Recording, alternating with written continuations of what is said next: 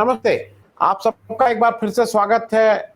आज हम लोग बात करेंगे मिस्टर एस एन साहू साहब के साथ अपने भूतपूर्व राष्ट्रपति नारायणन साहब की, क्योंकि नारायणन साहब की हम लोग को यहाँ जीवनी की बात नहीं कर रहे हैं। हम लोग नारायणन साहब के उन चीजों को समझने की कोशिश कर रहे हैं साहू साहब के थ्रू, जिस जिस तरह से उन्होंने इस देश को देखा था और इस देश में एक नए तरह का मार्ग और एक नई दृष्टि देने की कोशिश की थी।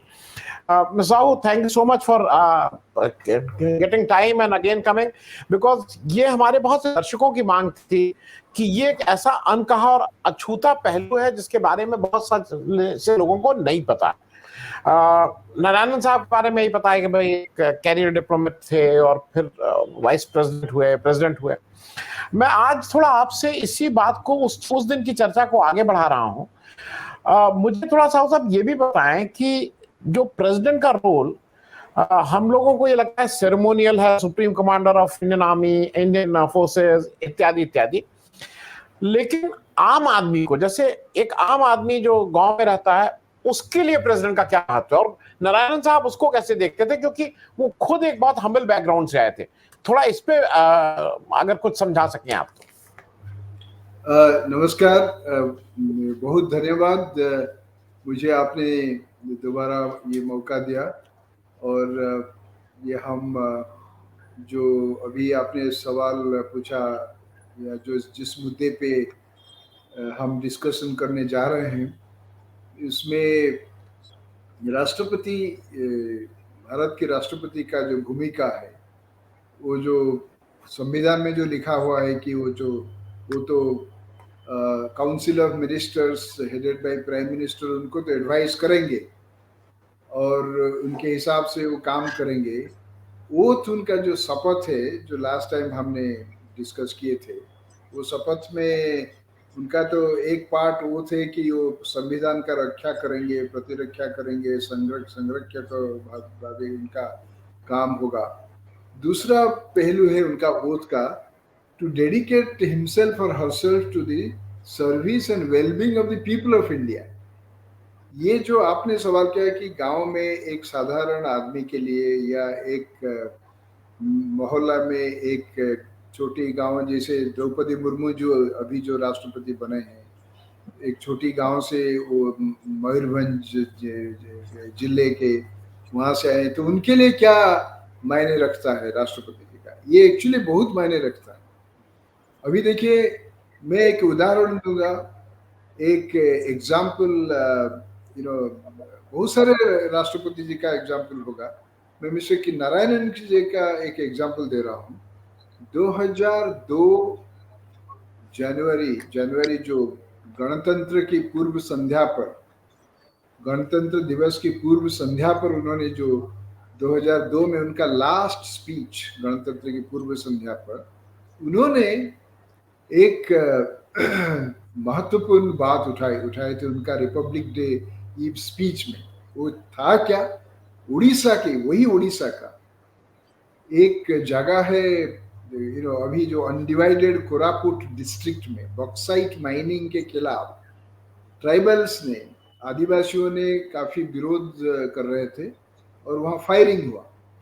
माईकांच जगह का नाम है, माईकांच। और फायरिंग में 13-14 लोगों का जान गया, ठीक है ना।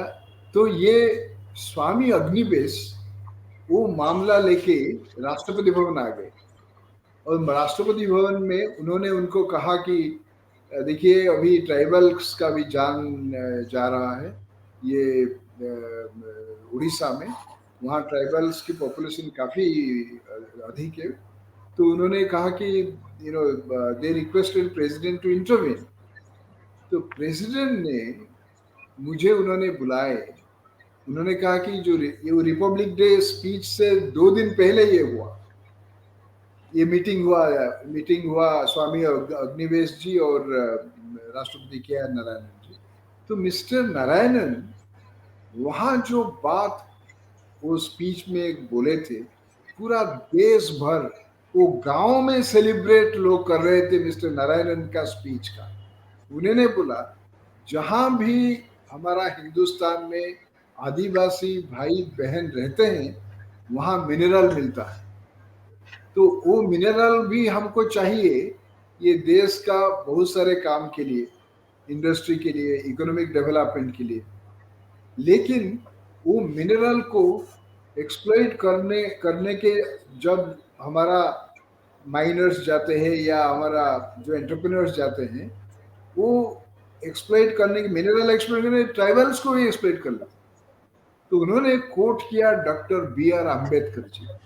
उन्होंने कहा कि अगर हमको वो मिनरल लाना है तो हमको tribal, doctor B R Ambedkar ने कहा था, ये जो चीज बी आर अम्बेडकर ने कहा था, ये अभी देखिए द्रौपदी मुर्मू जी जो राष्ट्रपति जब शपथ ले रहे थे, मुझे वही अम्बेडकर का याद आ रहा था। उन्होंने कहा कि ट्राइबल एरियाज में वही मिनरल्स मिलता है, मिनरल्स लाने के लिए हमको ट्राइबलों के, ट्राइब्स के, आदिवासियों के पास जाना है, उनके पास रहना है, उनको we have to show them love and respect, हमको उनको प्यार भी करना है, उनको सम्मान भी देना है।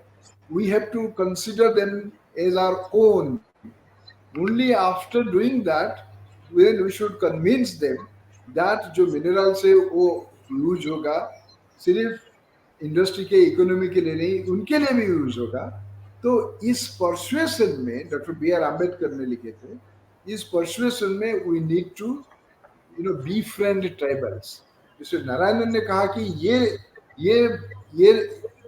भविष्य में ये नहीं लोग सोचेंगे कि हमारा रिपब्लिक जो इकोनॉमिक डेवलपमेंट के दिशा में मार्च करते करते ट्राइबल को मार के पूरा उनका सब में ये रिपब्लिक मार्च कर रहा था।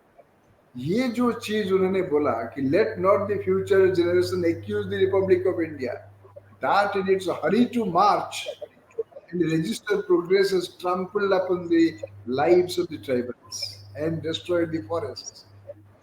ये चीज, my god, I tell you Anand ji, ये पूरा उड़ीसा में ट्राइबल लोग बाहर आ गए।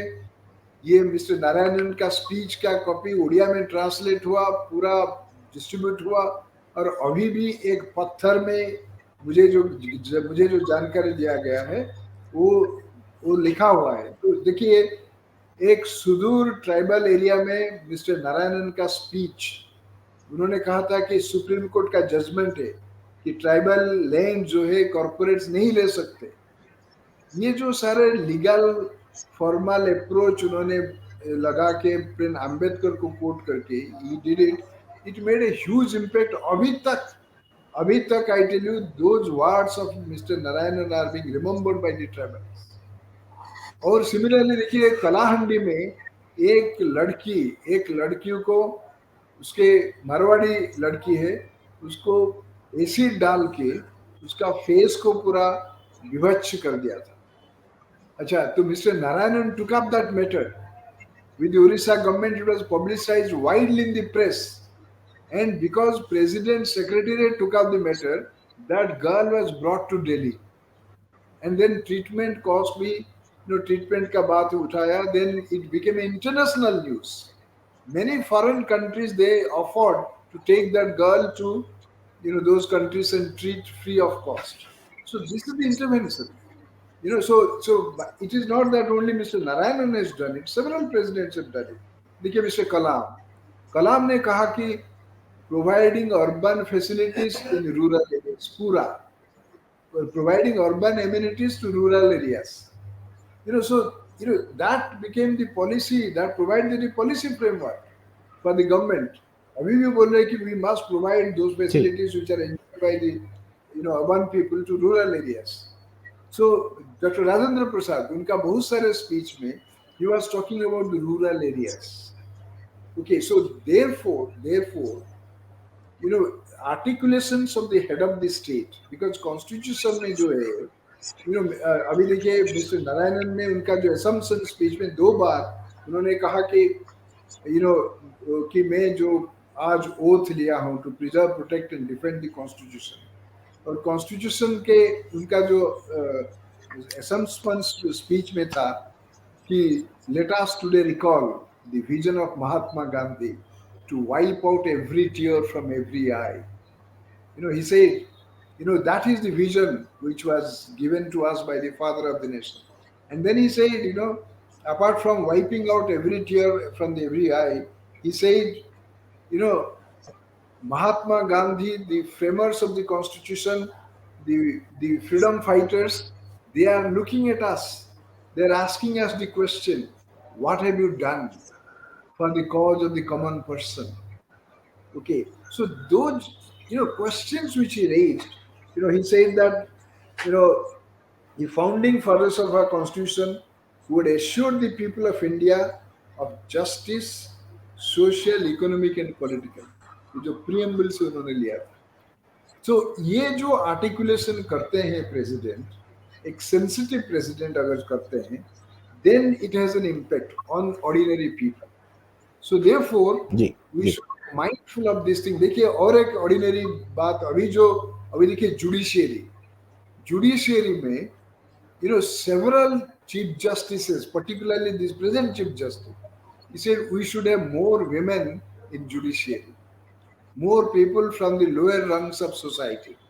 When Mr. K.R. Narayanan, he also wrote in a file, regarding the appointment of judges, that we must, our justice delivery system to be inclusive, need to have more women, people from the lower rungs of society. Then of course he made it very clear. उन्होंने पूरा clear कर दिया, मैं reservation बात नहीं कर रहा हूँ judiciary. People with competence and merit, they should be considered from the scheduled caste, scheduled tribes, and from among women. And exactly ये चीज अभी बात हो रहा है. Now ये चीज जो जी है एक साधारण जनता के लिए उसका महत्व बहुत अधिक है. So इसीलिए जी जो चीज अभी जो चीफ जस्टिस उठा रहे हैं, अभी जो पार्लियामेंट्री कमिटीज उठा रहे हैं कि justice delivery system should be inclusive, when Mr. Narayanan wrote it in the file, then he was accused by some media people of introducing reservation system in judiciary, but he made it very clear, we have competent people, we have meritorious people, उनको हमने लेना पड़ेगा judiciary में. So this is a great thing, he talked about. Then last point, Anandji, I want to say, you see, few years back, अभी जो neoliberal economy में, government is withdrawing from many sectors of economy. Health से भी withdraw कर रहे हैं, government sector जी में job shrink कर रहा है. सो प्राइवेटाइजेशन, ग्लोबलाइजेशन का बात अभी इतना जोर से चल रहा है कि अभी प्राइवेटाइजेशन ज्यादा हो रहा है. गवर्नमेंट एसेट्स बेच रहे हैं सरकार.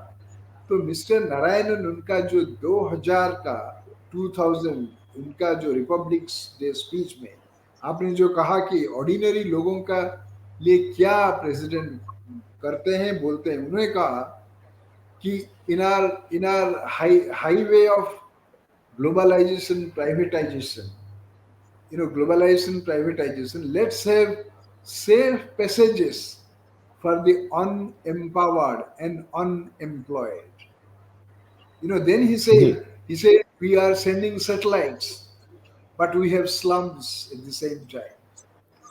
People are guzzling mineral water, but there are vast sections of our humanity who do not get adequate water even to drink. And then he said that ordinary लोगों का बात कहा, if you do not provide safe pedestrian passages to the unempowered and unemployed, he said, he quoted a poem from a British poet. He said, beware of the fury of the long suffering patient man. beware, ये सावधान रहिए जो long सफर कर रहे हैं, बहुत दिनों से जंत्रणा में जा रहे हैं, ना उनके पास खाना है, ना एम्प्लॉयमेंट है, ना पानी है, ना मकान है. अगर इसे चलता रहेगा तो ये लोगों का गुस्सा, जो लॉन्ग सफरिंग मैन का जो गुस्सा है, ये गुस्सा पूरा सिस्टम को ब्लो अप कर देगा. So this, ji when he uttered those words, he was told that President Narayanan is now criticizing the economic policies of the government. He's interrogating the economic policies of the government, which is creating a jobless growth. Growth हो रहा है लेकिन job नहीं है. So you see, these are the expressions of a president. And अभी ये चीज लोगों के पास, अभी देखिए अनएम्प्लॉयमेंट के लिए, ये अग्निपथ के लिए जो प्रोटेस्ट हुआ, सिक्योरिटी ऑफ टेन्योर नहीं है, बहुत सारे लोग. So this is the how a president can take up the cause of the common people. जी, मैं उसी से रिलेटेड एक साहब एक मेरा क्वेश्चन है, उससे पहले मैं दर्शकों के साथ और आपके साथ भी शेयर कर लूं.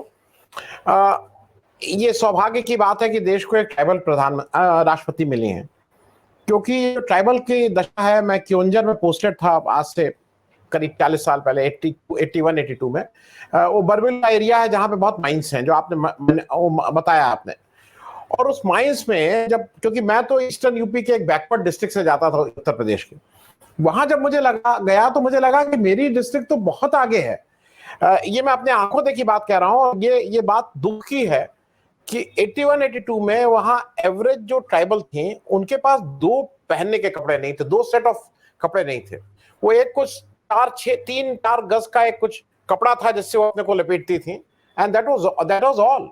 गरीबी पराकाष्ठा पे थी, और वो सारी माइंस और सारे वो इंडस्ट्रीज वहां पैसा बना रहे थे, वहां अच्छी सैलरीज मिल रही थी, कार में लोग चल रहे थे. लेकिन ट्राइबल का ये था. मुझे उम्मीद है कि द्रौपदी जी अगर अब हमारी प्रेसिडेंट बनी है, वो इनको भूलेंगे नहीं, क्योंकि वो क्योंझर जबकि वहां का एक अच्छा बेटर डिस्ट्रिक्ट है as compare to many backward districts of Orissa. मैं अब दूसरी बात पे आ रहा हूं सिन्हा सर. मुझे थोड़ा ये बताइए कि जैसे अभी हमारे रमन्ना साहब ने भी कहा कि भाई एक ऑपोजिशन का एक श्रिंक हो रहा है, देयर इज स्पेस की समस्या है. जनरली प्रेसिडेंट को देखा जाता है कि ही इज दी एक बहुत डेकोरेटेड, वो सरकार की ही बात करते हैं. He comes in the parliament, he comes on the new year, अरे on the republic day eve और समथिंग, राष्ट्र के नाम संदेश पार्लियामेंट को करना, तो वो सरकार की ही बात करते हैं. ये जरा नारायणन साहब का क्या ऑपोजिशन को कहां स्पेस देते थे? आपको इतने साल आप साथ काम किए, जो अभी एक समस्या हो रही है कि ऑपोजिशन का स्पेस श्रिंक हो रहा है, उस समय भी क्या ऐसी बात थी? ओह यस, आपने बहुत बढ़िया सवाल पूछा, और जिस बिंदु को आपने उठाया और जिसका अभी जो कंटेम्प्रेरी सिग्निफिकेंस है, जो आपने जो मुद्दा उठाया, जो बिंदु उठाया, mister Narayanan in many of his speeches he said as president of India, as vice president of India, उन्होंने कहा कि पार्लियामेंट्री डेमोक्रेसी जो है, it is based on dialogue, discussion. Okay, so he said ये डायलॉग डिस्कशन, चाहे उसमें कुछ distortion भी आ गया, जो डिस्टर्बेंसेस पार्लियामेंट में हो रहा है, जो पैंडेमिनियम हो रहा है, जो हल्ला गुल्ला हो रहा है पार्लियामेंट में, he said we cannot just dismiss that. उन्होंने कहा कि पार्लियामेंट में जो ऑपोजिशन होता है, ऑपोजिशन को एक फीलिंग होता है कि उनको काफी मौका नहीं मिलता है. सी, उन्होंने पहली बार जब शिवराज पाटिल स्पीकर ऑफ लोकसभा एक कॉन्फ्रेंस बुलाए central hall of parliament on discipline and decorum in the house, इतने सारे प्रोसीडिंग्स डिस्टर्ब हो रहा है पार्लियामेंट में, लेजिस्लेचर में, तो डिसिप्लिन भंग हो रहा है, डेकोरम भंग हो रहा है, तो मिस्टर नारायणन ने एक स्पीच जो दिए थे, a chairman Rajya Sabha, and when he repeated many of those points when he became the president, उन्होंने कहा था कि ऑपोजिशन को फील हो रहा है कि हमको इनफ टाइम नहीं दिया जा रहा है टू रेज द इशू. लेकिन बहुत ओकेजन में डेलिबरेटली हाउस को डिस्टर्ब किया जा रहा है just to get the publicity. But then he said, अगर ऑपोजिशन को सही टाइम नहीं मिलेगा और उनको सिविलाइज्ड वे में ट्रीट नहीं करेंगे, then democracy itself will be in danger. He used to quote Dr. Ambedkar. He said, Parliament belongs to opposition. There is a famous quote of Dr. Ambedkar in the Constituent Assembly. He said, Parliament belongs to opposition because opposition will hold the government to account. Because he said, हमारा जो parliamentary democracy है, its essential feature is accountability. And then he said, but who will hold the government to account? It is the legislature. So therefore, every attempt must be made to safeguard that freedom given to the MPs, freedom given to the civil, the citizens of the country. Otherwise, he said, without the strong strength of the opposition, the civil liberties that has been guaranteed to the people would collapse. So therefore, he said, ये जो disturbances हो रहा है, ये जो indecorous behavior हो रहा है, he said these are the middles of the Middle Ages. This will pass. We cannot reduce Parliament to a tame and boring forum. A tame and boring forum. It must be lively. It must be interesting. It must be observing. And therefore, for that, freedom must be given to the opposition. He said, what is Parliament? He said, Parliament is a mighty substitute for a bloody revolution. This is his sentence. अगर Parliament को निकाल दीजिए, then there is bound to be a bloody revolution. Because of discussion, because of debate, because the opportunity given to the opposition, that there is, the bloodshed we have avoided, because we have through the constitutional schemes provided the civil liberties, and by guaranteeing civil liberties without compromising civil liberties, India इतने आगे तक आ गया है. Economic reforms को उन्होंने refer करके कहा है, this has taken us to a higher level of growth, but we must also remember social justice. So the social justice plank he stressed on, and therefore to take forward the cause of social justice, he was talking about the adequate safeguards to be given to opposition, and then he used to quote Dr. B.R. Ambedkar's slogan, educate, agitate, and organize. He said this slogan of Dr. Ambedkar constitutes the key aspect of our democracy: dialogue, discussion, dissent, and then agitation. So, he was constantly referring to this point: educate, agitate, and organize. So this means who will agitate? Obviously, the opposition will agitate. And who will organize? Obviously, the opposition will organize. So this aspect of Dr. Ambedkar, which Mr. Narayanan quite often quoted, so that shows that what kind of space opposition must get. That space must be significant, adequate, and it should be informed by civility. It must be informed by decency. So therefore, he always, see, for instance, let me tell you one example of his tenure as chairman Rajya Sabha. He was the one chairman who resolved the contentious issues in the house without giving a ruling. Ruling कब दिया जाता है? Ruling दिया जाता है जब आपका differences reconcile ना हो, डिफरेंसेस परसिस्ट करें.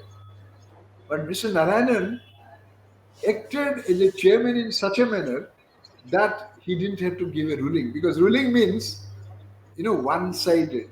Everybody has to, suppose opposition doesn't agree with the ruling, but they have to follow it because that is the chairman. That the chairman's ruling is final. That cannot be subjected to judicial review. But he never gave a ruling because he believed in reconciliation, accommodation, and understanding. So this reconciliation, accommodation, and understanding remains at the heart of our democratic engagement. So therefore, he, all the time was referring to Ambedkar's great slogan: educate, agitate, and organize. So that means, you see, Professor Amartya Sen much later, 2003-4, in his book India, An Uncertain Glory, in first 20 pages of the book, he refers to that Ambedkar slogan which Mr. Narayanan used to quote: educate, agitate, and organize.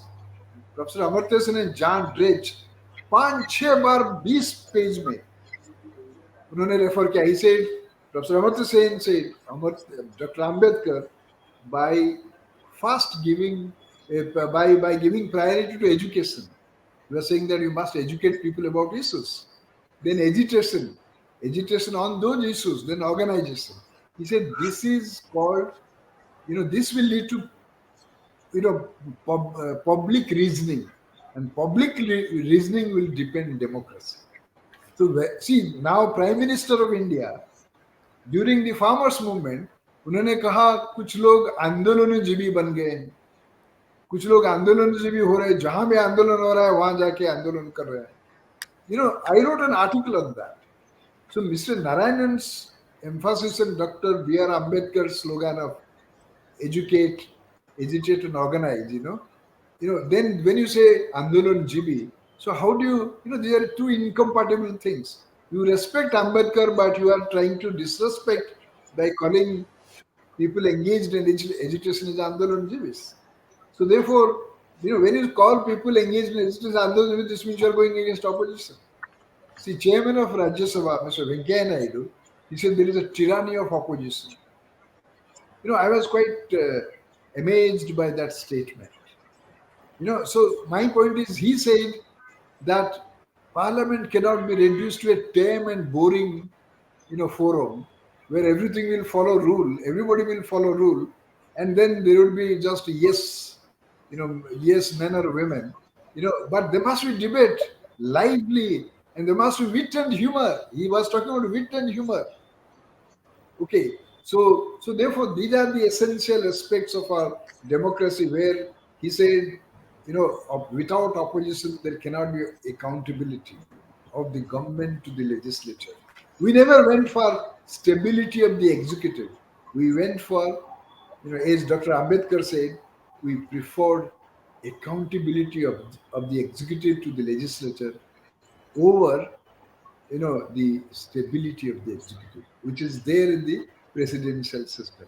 And therefore, Mr. Narayanan said, when one flags accountability, one flags the significant role of opposition. Very well said, Sahu Saab. We are again, आपका it is so engaging and so educative. मुझे ऐसा लगता है कि I will be again bothering you, क्योंकि अभी हमने सिर्फ प्रेसिडेंट वाली बात की, थोड़ा वाइस प्रेसिडेंट की भी बात किसी आगे वाले एपिसोड में आपसे करेंगे. And once again on behalf of all my audience and me, बहुत बहुत धन्यवाद. Thank you so much for joining. Thank you so much. I am very grateful.